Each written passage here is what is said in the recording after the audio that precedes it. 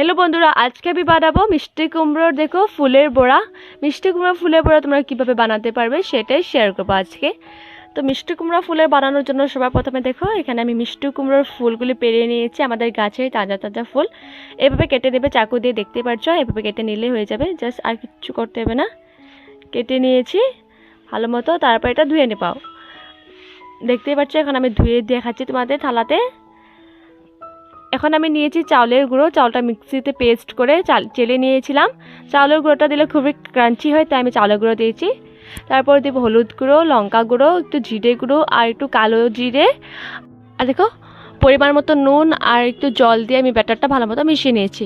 ব্যাটারটা কিন্তু বেশি ঘনও করবে না, বেশি পাতলাও করবে না, এটা একটু মিডিয়ামে রাখতে হবে। দেখতে পাচ্ছি এটা ভালো মতো মিশিয়ে নেব।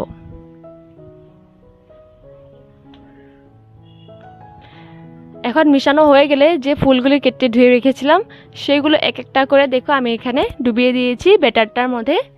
দেখতে পাচ্ছ এভাবে হাত দিয়ে তোমরা এভাবে করে নেবে, উল্টো পাল্টে ভালো মতো ফুলটাতে লাগিয়ে নেবে। তারপর আমি গ্যাসে দেখো কড়াইয়ে তেল বসিয়ে দিয়েছি, ভালো একটু বেশি করে দিতে হবে তেলের পরিমাণটা। তারপর তেলটা গরম হয়ে গেলে আমি যে ব্যাটারে ডুবিয়ে রেখেছিলাম ফুলগুলি এক একটা করে ছেড়ে দেব। তার দেখতেই পাচ্ছ কি সুন্দর হয়েছে। আর এটা কিন্তু উল্টো পাল্টে দুই সাইড দিয়ে ভেজে নেব, বেশি টাইম ভাজতে হবে না, একটু গোল্ডেন গোল্ডেন কালার হয়ে গেলে এটা কিন্তু হয়ে যাবে। তো দেখতেই পাচ্ছ আমার মিষ্টি কুমড়ার ফুলের বড়ার রেসিপি কিন্তু একদম রেডি।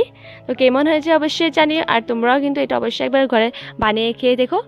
এটা কিন্তু ঘরেই থাকে মিষ্টি কুমড়ার ফুলগুলি, কী করবো ফেলে না দিয়ে তোমরা এই রেসিপিটা অবশ্যই বানাতে পারো, খেতে কিন্তু খুবই দারুণ। তো থ্যাংক ইউ ফর ওয়াচিং, দেখা হচ্ছে পরে ভিডিও।